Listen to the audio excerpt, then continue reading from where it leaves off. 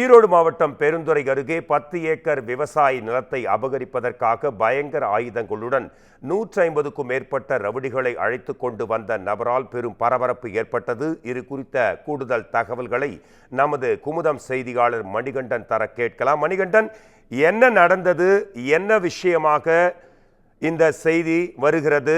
உங்களோட கள நிலவரம் என்ன? முழுமையான தகவல் ரிப்போர்ட் ப்ளீஸ். ஈரோடு மாவட்டம் பெருந்துறை அருகே உள்ள துண்டுகாடு பகுதியைச் சேர்ந்தவர் வெங்கடாச்சலம். இவருக்கு அதே பகுதியில் பார்த்தீங்கன்னா சுமார் 10 ஏக்கர் விவசாய பூமி உள்ள நிலையில் பாக பிரிவினை தொடர்பாக உறவினர்களுடன் பிரச்சனை நிலவி வந்துள்ளது. இது தொடர்பாக நீதிமன்றத்தில் தொடரப்பட்ட வழக்கில் வெங்கடாச்சலத்திற்கு ஆதரவாக தீர்ப்பு வந்ததாக கூறப்படும் நிலையில் இன்று காலை பார்த்தீங்கன்னா சுமார் 150க்கும் மேற்பட்ட அடியாட்களுடன் வந்த சவுந்தர் என்பவர் நிலத்தை குத்தகைக்கு எடுத்துவிட்டோம் என போலி பத்திரங்களை உருவாக்கி அபகரிக்க முயற்சித்ததாக கூறப்படுகிறது.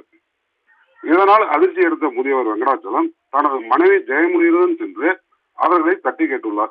அப்போது அந்த கும்பல் அரிவாள் உள்ளிட்ட பயங்கர ஆயுதங்களுடன் கொலை மிரட்டல் விடுத்து வெங்கடாச்சலத்தை தாக்கியதாக சொல்லப்படுகிறது. இதனையடுத்து முதியவர் வெங்கடாச்சலம் தனது உறவினர்கள் மற்றும் அப்பகுதி மக்களின் உதவியுடன் ஆக்கிரமிப்பு செய்ய முயன்ற கும்பலை சுற்றி வளைத்து சிறைபிடித்தார்.